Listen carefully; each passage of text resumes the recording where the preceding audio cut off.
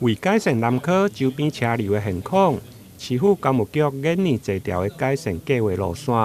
其中伫个溪北经过麻线大桥、善化乌厝寮到南科的部分，因为车流量大，伫立委过国民争取中央列入生活圈。上午也是原因建署、甲地方工务局顾问公司共同召开定线前的说明会，并听取地方的意见。定线进程其实呢，上好的方式会当甲咱在地居民会当先交通一个意见，安尼上好啦莫讲路线定大家呢唔知影实在讲各有当地话搁来改时间就拖了上紧去，拖上久去啊。所以今仔日上大意义呢，是伫整个呢路线定线进程的这个说明会咱邀请市政府来做监督，嘛邀请中央的意见书来做说明，互咱大家知影讲未来这条路线咱规划要哪走会较好势。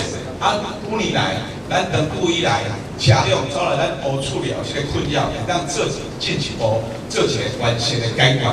立委争取南121线溪埔中路拓宽，加新片道路衔接南科的乌桥中路的工程，总经费大约9.5亿，全长3248公尺，预计今年底定线，114年处理用地甲开工，117年中完成。南科开辟了这条是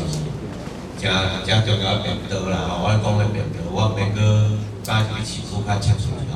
我哋咱透过溪埔中路经过咱用厝寮，且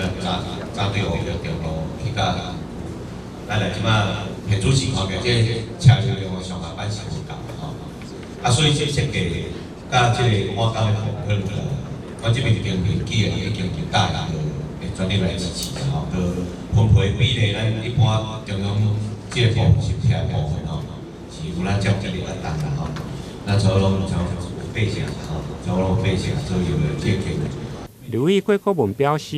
因为拓宽甲新片道路工程的完工，比南科3期的扩建晚了2档，因此现场嘛建议，希望拓宽甲新片会用个同齐来进行。至于当地居民烦恼的道路真悬、排水的问题，立委嘛表示，会搁再邀请水利等单位来会勘。台南新闻林根采访报道。